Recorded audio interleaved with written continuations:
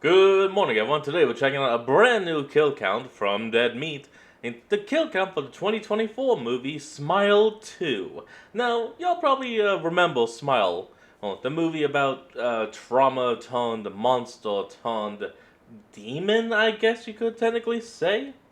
Yeah, yeah. But the only thing I really remember about is just a whole lot of neck stuff. So anyway, we're moving past that, hopping in, and see just what's going on when you smile too hard. Yeah, that was a bit of a stretch, but I think I made it work.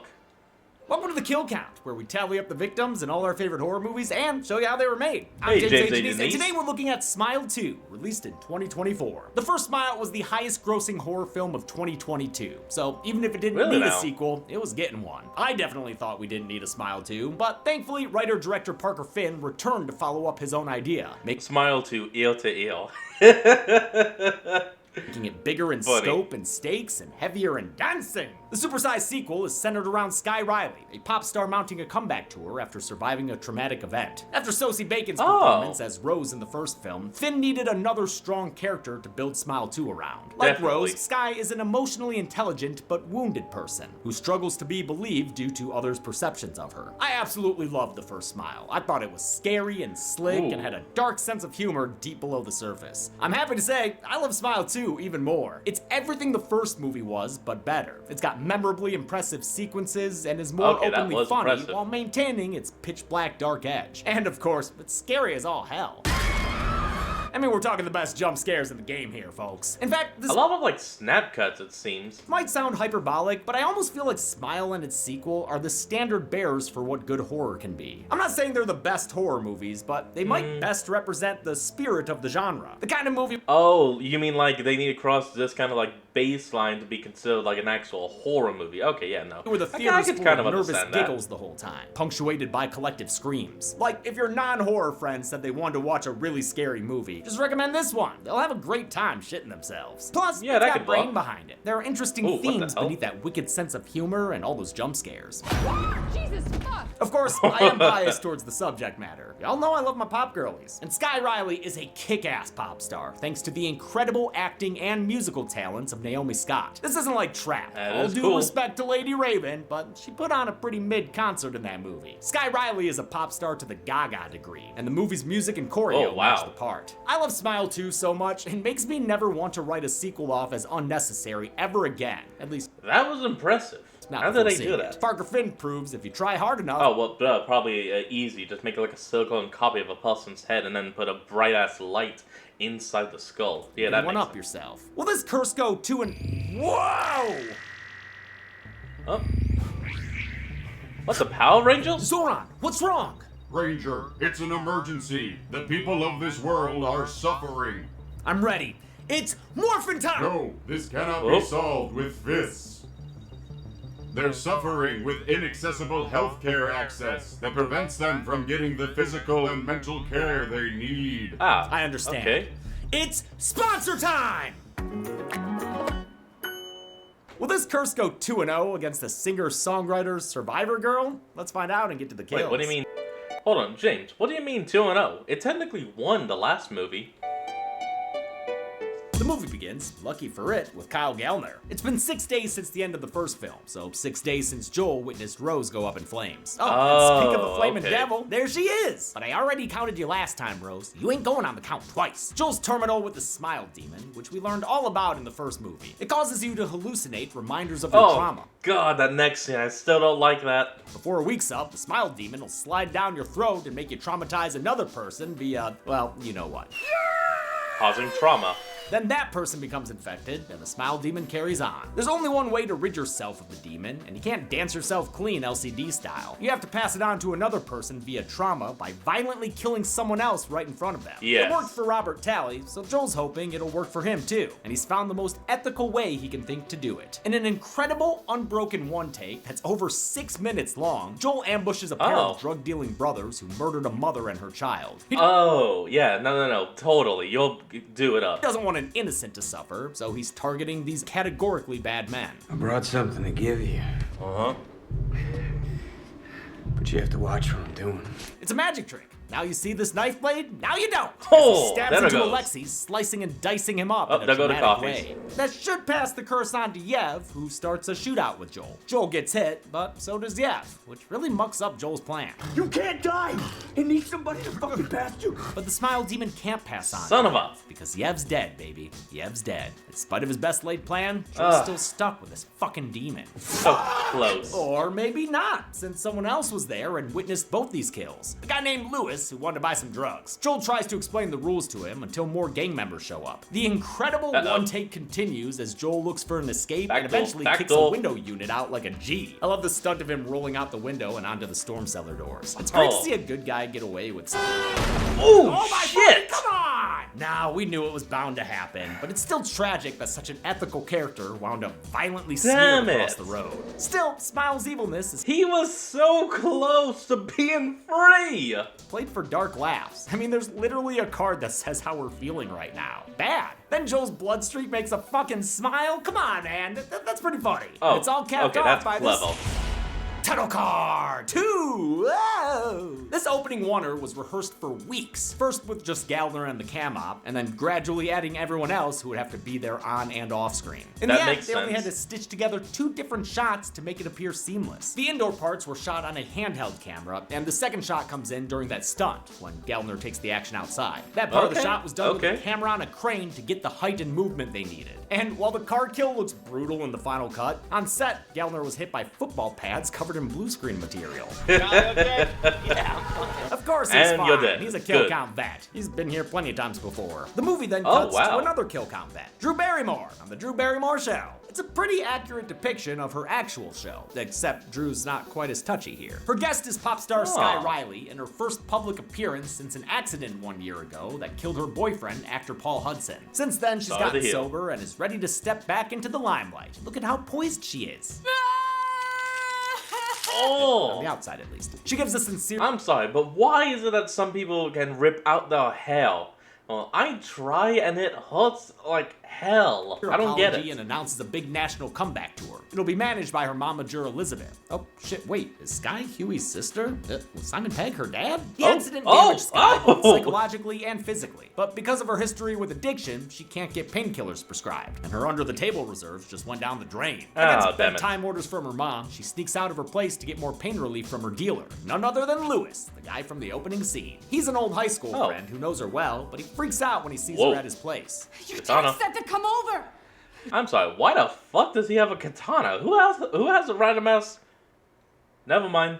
What? What? What? What? What? What? Got them sounding like a stone cold feedback loop. Lewis doesn't remember texting Sky and isn't sure if she's real. Like Laura from the previous film, Lewis is a paranoid mess after his week with the smile curse. I'm sure the drugs don't help either. Oh, Just no, as Caitlin definitely not. Stacey was phenomenal in Smile 1, so is Lucas Gage as a guy who is absolutely cooked. Just like at the end of his rope, man. I am in the middle only of been a some week. genuinely fucking freaky shit.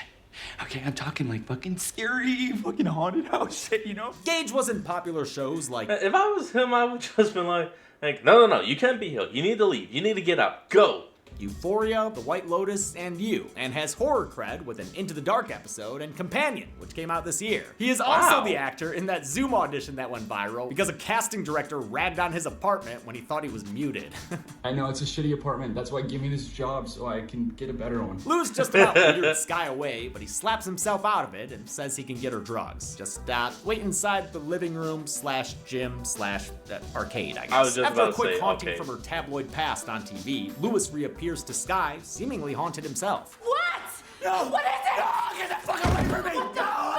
He starts choking, and Sky assumes he's overdosing. But we've seen this kind of thing Up before. We know and he's actually deep-throating smile. demon, and that the smile curse is about to be passed on. The first sign that we're right is There Lewis's it sunny is. new disposition. The second sign is when he picks up a weight plate and does a rep directly into his face. Ooh, The explicit I had a exercise feeling it was gonna continues happen. until he reaches flesh fatigue. Must be tired anyway, because it is falling off his face. Yeah, maybe take a longer rest before your next set, dude. This ghastly kill's practical elements were created by makeup designer Jeremy Sellenfriend. He used nose breaks from MMA fights for reference. The extensive Nice. facial prosthetics took 3 hours to apply for each stage. With 3 separate stages, the kill took a week to shoot. Finn compares the sequence to a gruesome game of peekaboo. Every time he hits his face, we have this brief moment that we don't see the damage that he's done until he pulls the plate down and reveals what happens. The effect And was that's finished very with digital clever. touch-ups to remove Lewis's nose and show the inside of his skull. You know, the things you can't do practically. We can add, but Oh, we yeah, can't of course subtract because actors don't like that. For the final face smash,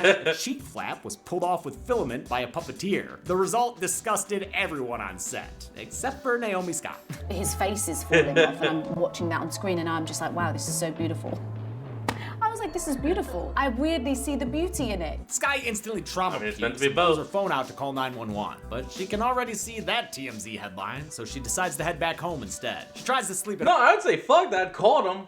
Oh, and then when they ask why you're there, it's like I've been needing painkillers because I had surgery on my back, but I can't get painkillers because of my history with addiction. And so yeah, I've been getting technically illegal painkillers, but they're just painkillers. I'm not doing this coke.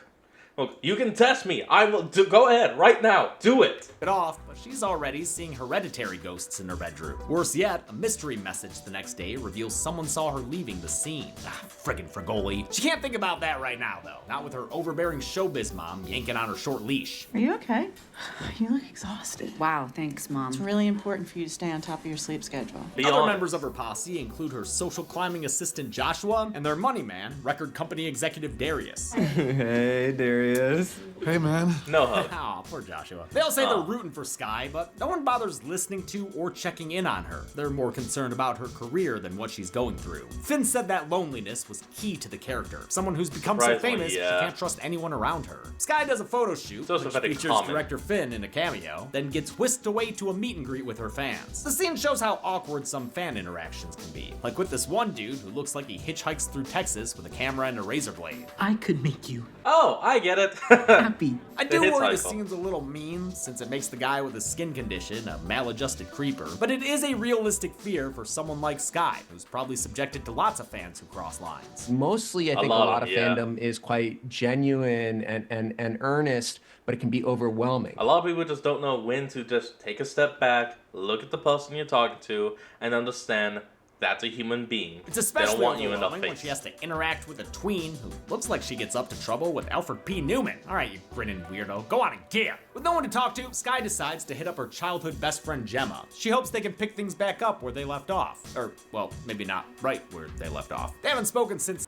Sorry about all the cuts. I know y'all can't see them, but I just actually thought of something. She's a pop star, so by the time the week is up, if the smile makes her game over on camera, that could cause the smile demon to be passed on to up to millions of people. Guy's accident, but she still gives her a call. It's probably really shitty of me to even be calling you, but I don't really have anyone I can talk to right now.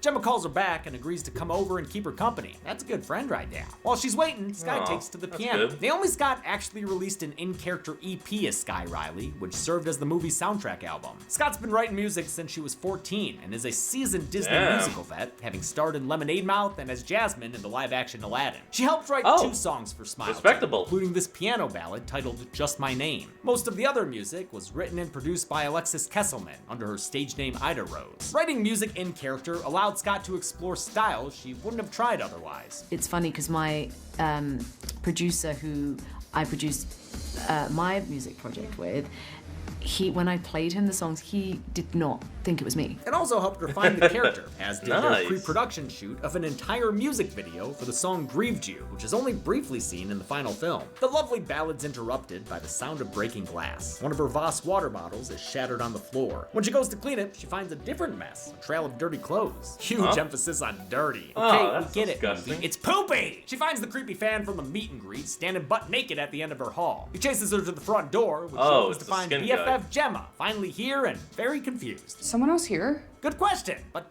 not sure, since now there's no trace of him. It turns out that Voss bottle isn't broken. At least that means Sky can get to chug-a-lugging. Anytime I feel overwhelmed by the urge to use or get drunk, that I should stop whatever I'm doing and drink a full glass of water. Sky apologizes to Gemma, That's- and the two friends reconcile. That's actually pretty good. That's actually pretty clever as well. Also, really just helpful for the body in general. Which is great, because Gemma is the best. Dylan Jalula is so funny with all of her reactions. Like after Sky tells her she saw Lewis die via weight plate to the face. What? Ew, oh my god, what? Gemma offers to spend the night with her for protection, smashed but the she weight can't plate protect into Sky his from her face. dreams. And that's where Freddy Krueger gets ya. And Oh. also trauma. Because Sky has a nightmare about that car accident where she sees the bloody body of her boyfriend Paul. I'll put him on the count now, since this nightmare is also a flashback to a visible depiction of his death. It's That's an good intense enough. scene that Scott absolutely sells with her performance. Sky awakens from her nightmare, thankfully still in that sweet-talking head shirt, and tries to have a heartfelt moment with Gemma. Nice. Who reacts with a terrifying smile. Ah, man, you hate seeing someone smile like, oh dear God, Gemma, Oh. what the fuck? When Sky actually wakes up from that fun little demon trick, she's late for a show many rehearsal, night disappointing her mom and hundreds of people waiting on her. They're there for a full dress rehearsal of her song Blood on White Satin, which is honestly a bop. Although Sky's influenced by a lot of Kind of a long name though. Blood on White Satin. pop Okay. stars, including Rihanna, Olivia Rodrigo, FKA Twigs, and of course, Mother Monster Lady Gaga. It was important to Finn that Nice. she felt like she had her own style as a performer. I was really craving something that was immediately pop but not bubblegum. I wanted something that felt more artistically inclined, more raw edge, more personal. Naomi Scott worked with choreographer Celia Rowson Hall for only 2.5 days to learn her moves. which That's were meant it? to be somewhere between Damn. dance and avant-garde. Singing and dancing days were welcome breaks for the actress amidst the emotionally taxing shoot, most of which she spent crying and screaming. Naomi had to basically learn all these songs and this choreography while she's also in the middle of a very, very intense horror film. Mental She's a force to be breakdown. reckoned with. The intense horror elements return soon enough, right in the middle of rehearsal. Ooh! Oh, damn it! But the leg breaking's a hallucination, yet another demon trick, one that gets Sky yelling at everyone around her. Total diva meltdown. One of you was out of place and knocked me over. Who was it? She storms back to her. If anything, no. I'm speaking like a rational person. And I'd be like, I need to take a break. Let's call 5. Someone give me a glass of water, please. Her dressing room, passing a Jolly Joshua on the way. When she finds the place completely trashed, she blames him for it. Sky? I would never. Oh, poor Joshua. Between the mess and her angry outbursts, her mother assumes Sky's on drugs again. In the first smile, Rose's me. hallucinations were chalked up to mental illness. Sky's are dismissed due to her history of substance abuse. Test Both me. situations are truly tragic. Sky wants to call the whole tour off, but Elizabeth momagers the shit out of her. Right now, you need to pull it together and get back out there. Her next event is a charity gala that Darius invited her to speak at earlier. It's meant to be an easy gig, but the teleprompter stops right as her speech begins. She's forced to improvise, which goes not well. You can't escape the miserable thing that you've become, and one day you realize how badly you wish you could just trade it all just for one fucking moment of happiness. Oh, hit on the mic for the perfect perfect chance to almost censor Lady, herself. this is a charity gala for, like, orphans. When the teleprompter starts again, it introduces a very special guest, Paul Hudson. Come on up, Paul! Paul is played by Ray here we go. Nicholson, Jack Nicholson's son, if you couldn't tell by the way he looks exactly like. Oh yeah, no, look at that. That's straight father and son. Holy damn. Jack Torrance. My mom says, you know, Ray, you were such a beautiful boy, and then you started to look like your father. Thanks, Mom. Thanks, Mom. Parker Finn's a huge fan of The Shining and turned this whole sequence into an homage to that movie's iconic bar scene. Sky steals herself and wills the apparition away. And it works. Everything's okay. Ooh! Never mind, dude. That old lady just went through a table. Oh my god. That was awesome. Okay, no, that is technically on hold. If you see someone that's clearly kind of having some kind of mental break, why would you then grab them? If anything, you don't grab them. You just try to get their attention without physically touching them. I gotta stop doing this. I'm talking like a reasonable person instead of a person in a fucking horror movie. So, we gotta see that again. I gotta stop buzzing. Yeah, that really happened. Oh man, I love movies. While her team does damage control, Sky is sent to time out in her apartment with her White Lotus looking wallpaper. Pretty That is appropriate, awesome. since that show's music is done by Cristobal Tapia de Veer, the composer for this movie too. He Oh, returns shit. after working on the first Smile, alongside several other key creative crew members. Sky gets another text from her mystery messenger, who knows who she is and what she's going through. They say Lewis went through the same thing. Just look at the videos he was posting days before he died. He just stares at me, smiling. She's jump Recording scared out of the nothing, video. though, yeah. And a agrees to meet with the unknown texture at a real cozy looking bar. The upholstery on those booths, not bad. The man Very behind plush. the messages is a nurse named Morris. He knows all about this demon who appears as smiling people. He had been tracking Lewis since he was the end of the chain, the same chain we saw in the first movie. The cop got it from some doctor who got it from a patient who got it from a college professor. Who got it from a woman at a business conference, who got it from a guy at a gas station. Joel went back 20 people in the chain. It turns out Morris's brother was somewhere in there. That's why Morris has been on the case. His brother was killed by the curse, as shown in a cutaway jump scare where it was played by makeup artist Jeremy Sellenfriend. You know, he's mostly here for exposition, but I do find Morris really likable and interesting, so it works for me. Morris feels bad that he didn't believe his brother when he was alive, so now he's trying to stop the chain. But as long as it has a host, the demon will survive. So Morris pitches a crazy idea. So it only stops if I die before it kills me? Exactly. We need to kill you first. That actually was a theory that was done by, I think, the film theorist. That said, if you can get someone to pass on the cause, also like kind of like what Lewis did. I forget the guy's name from the beginning. Like if he could pass it on to someone else, also, but then before he has a chance to pass it on, kill him. That in theory should completely destroy the demon's link, making it unable to continue. What? Okay, he's reining it in. He's reining it in! He'll only kill her technically by temporarily stopping her heart. You know, the old Fear Street / countdown technique. It always that works, could work. mostly. He promises to resuscitate her with his nurse skills, but before Skye can mull it over, she gets recognized by the public and has to flee. She gets back home and chugs her comfort water, which she does so often in this movie, it occasionally made Scott sick. I mean, she's drinking whole bottles of unbroken shots, but she felt it was important for the character. I think it's such a visceral thing, and I think it makes you feel so uncomfortable. And Parker was like, if you can't do it, I'm like, no, but like, we have to. This is so important. Skye prepares to leave the city in another great long oneer. Unbroken shots like this really add to the movie's suspense, and are technically impressive as hell. I mean, this one includes her shattering a huge glass plate in her bathroom. There's no room for error there. And the shot started with that water drinking, meaning every time they did it, she had to chug again. That's why they needed an hour-long rest between the takes for this sequence. They did the whole thing all the way through twice, and parts of it 5 times, I guess so they could stitch it together as needed. Before she can leave, she's stopped by some house guests. A brood of backup dancers. One of them is played by Nicholas Slick Stewart, who recently starred in the T-Pain music video we produced. In a memorable sequence, the dancers creepy crawly after Skye in a big old people pile. Naomi Scott had already shot dance sequences with these performers, so she was comfortable with them grabbing her and getting physical. In fact, they subject her to a movement improv class, flipping her around and banging her head on the piano. Then they tear out a chunk of her hair and ultimately give her the Captain Rhodes treatment. Hold the guts. But she's still gonna be choking on something, because they give her a case of arm and mouth disease. There it goes. Deep. Skye is flashed back to the night of the car crash, showing us the coked up argument she was having with Paul. What? I'm so fucking what? Say it. What am I? Tell me, I am so fucking...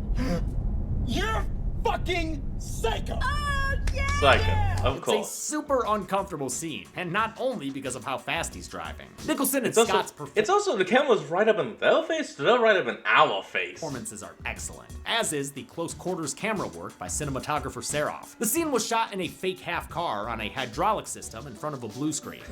Awesome. The unbroken panning back and forth between the characters speaking directly to the camera literally puts us in the middle of their domestic dispute. Literally. As the argument escalates, it's revealed that Skye was the one who caused the crash by backseat driving them straight off a cliff. Skye wakes up from a nightmare in a recovery center. Apparently her mom found her passed out in her apartment. She says Skye needs to fix herself and still go on tour, which Skye says isn't possible right now. Mom, you don't understand. No, you don't understand, Skye. God, I hate parents that don't like this. And it's like, my child's famous! I'ma make their life hell. It's like, first of all, your job is a parent.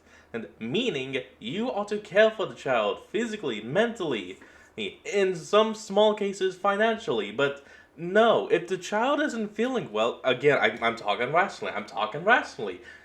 Fox, shut the hell up. There are no more second chances if you cancel this is it. Obviously, Elizabeth is a selfish stage mom, but her perspective makes sense here, and Rosemary DeWitt makes her believable. To prepare for her Very, mommy manager very. role, she Sorry. researched the Kardashians and watched reality shows like Raising a Fucking Star. Where is it your best interest? Where is it your kids' best interests? Where do they get blurry? Where is the slippery slope? Skye tries to stand up to her mother, but it doesn't work. Jesus fucking Christ, god damn it. The Mary Mother gets 7 years of bad luck, which start right away with a mirror shard mutilation. Skye pulls out Ooh. a hella long IV needle, jeez, and tries to Ugh, escape the room, that is only to bad. find the murder weapon is suddenly in her hands. Oh man, these demon tricks are getting sicker by the minute. Did Skye just kill her mom? No.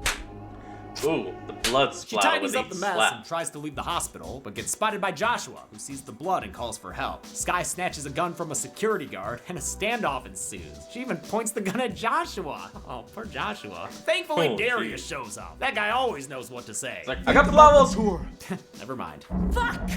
The tour! Skye GTFOs and runs into Gemma, who just arrived for a visit. She carjacks her own chauffeur. Whoa! Since besties don't let besties drive angry, Gemma joins her for the joyride. Skye reroutes them to a meetup with Morris, intent on killing this demon once and for all. But as she tries Morris, to we're explain doing the it. plan to Gemma, she gets a phone call from Gemma. Wait, what the fuck? It's a repeat of the scene with Dr. Northcutt Oh, from the first yeah. film, only with a heartbreaking extra punch. Gemma hasn't been real this entire movie. Did you spend the night at my place?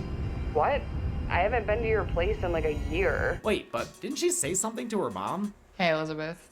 I guess we never saw Elizabeth react or respond. But if Gemma's not, Yeah. who's driving? Oh my god, Yeah. Skye's driving. How can that be? She almost gets into another accident, but avoids making her insurance Skye Riley high. She meets up Ooh, with Morris that was at an close. abandoned Pizza Hut. Or maybe a Taco Bell. Or maybe a combination Pizza Hut and Taco Bell. You could call it a Taco Hut? Or Pizza Bell? I'm sorry. I need some jokes with To make this use of its frickin' walking movie. freezer to keep her brain alive while he kills her. He plans to inject Skye with bye-bye drugs before bringing her back to life with CPR. He leaves while her body temperature drops to the right level, but while he's gone, gonna Skye wait. looks towards the ceiling and sees herself hanging Close out your up there. eyes. Skye Riley, car wreck edition. She's just crying and bleeding and dripping and dropping. Holy shit, there she go. Oh wait, holy shit, where'd she go?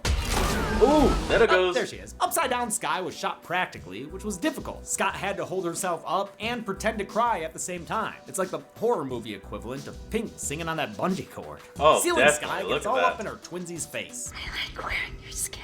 I wonder if this is what T-Swift sees when people say they want the old Taylor back. Well, old Taylor can't come to the phone right now. She's busy putting too much weight on that broken leg. Oh, the Dead Ringer gets ready to that's put a bad. smile on Skye's face after turning into the most Pee-wee What looking the version of hell? these effects. Skye fights back by biting off her thumbs. Haha! Good luck reviewing movies now. It gives Skye the chance to give herself a lethal injection, but unfortunately for her, nothing happens. As it turns out, those drugs ain't real. In fact, none of this is. You're not in control, Skye. God damn it. What? Come on! Oh, Man, this sucks. come Skye on. finds herself locked inside a metal room and emerges from a yonic pod to thunderous applause. She's on stage for the first show of her tour. Her whole damn day has been a demon-induced hallucination, including Oh, the part where her what? mom was killed.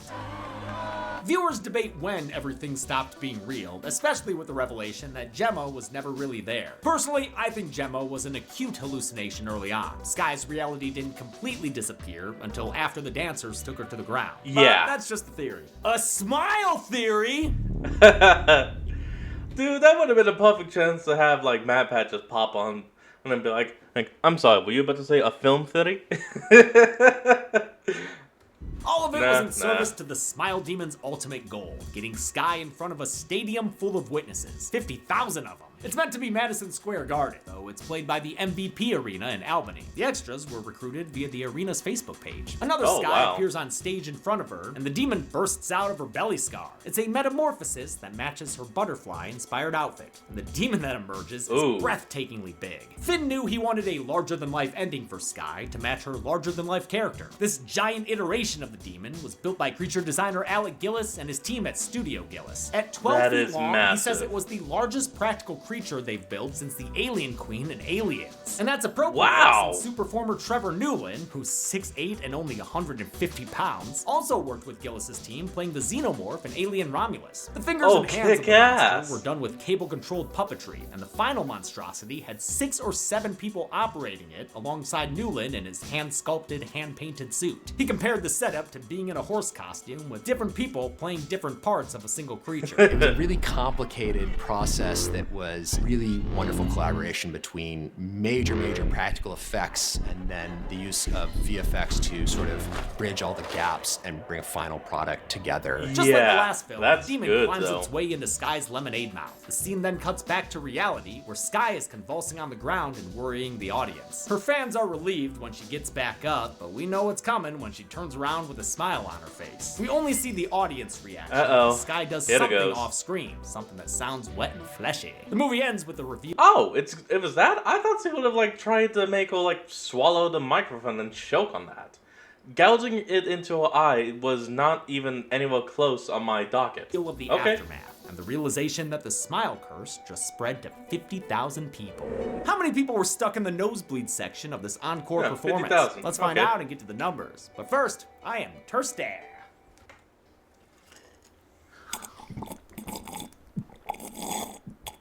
Now, James, will you be able to actually swallow that whole bottle? Oh, almost. Hey! Oh, that is unpleasant. Oh, God. Nice. 7 people died in Smile 2, with the victims consisting of 6 men and only 1 woman. That gives us this Billboard Blue pie chart, with a count and gender breakdown we've only Okay. seen twice before. The Child's Play remake and the original Hellraiser. With a Oh, runtime of hell yeah. 129 minutes, Smile 2 had a kill on average every 18.43 minutes. I'll give the Golden Chainsaw for coolest kill to Lewis. Just like Laura, it's the Oh, kill yeah. that kicks off the curse, and it does not disappoint. In fact, it's a Oh, nominee yeah. for Best Kill at the Dead Meat Horror Awards, which comes out in 1 month on April 26th. Mark the Hey, that's gonna calendars. be awesome. Double Shitty for lamest kill will go to Yev. Not only a gunshot kill, but an accidental one. And that's it. Smile 2 was released in 2024, just 2 months after the similarly pop star themed Trap. Coincidence or Era's effect? Until next time, I'm James A. Probably. Janice. This has been The Kill Count. On the next kill. Alright everyone, before we finish off today's video, let's see what will be on the docket for next week's kill count. In a world where all Oh, seems video lost, games. Last where of Us. monsters roam the earth and chaos reigns, one man is responsible for humanity's last hope. I hate this crap. I wonder how you're 2013's actually The going to do a Last of Us follows a kill count. scruffy-looking smuggler named Joel, 20 years after a zombie fungus has taken over the world. But luckily, this Han isn't solo, as he's tasked with transporting a girl named Ellie across the most beautifully rendered apocalypse you have ever seen. Oh yeah. You though. Together, they must try and find a cure for the fungus among us, all while surviving murderous hunters. Oh, bus. Fun guys. And best of all, puns. I used to be addicted to soap, but I'm clean now. So this week, cleanse your palate by Bad pun. playing The Love Last it. of Us. I get it. Then on Friday, we'll see you ladder for the kill count. That's all I got. Only on Dead Meat. Hate cliffhangers. That's gonna be The nice. Last of Us can be played on the pictured gaming platforms. Deadmeat always recommends you play the game for yourself before its kill count. It's the only way to have your Wow. own properly formed opinion. Kill counts are never meant to replace the experience of playing a game. Thanks a lot for watching this Kill Count. Alright everyone, that's going to be the end of today's video, and I hope you all enjoyed this. Remember to like, comment, and subscribe for more. Link to the original will be in the description below, and I'll see all of y'all next time when we flick back on. Till then, this is Fox, signing out. Peace.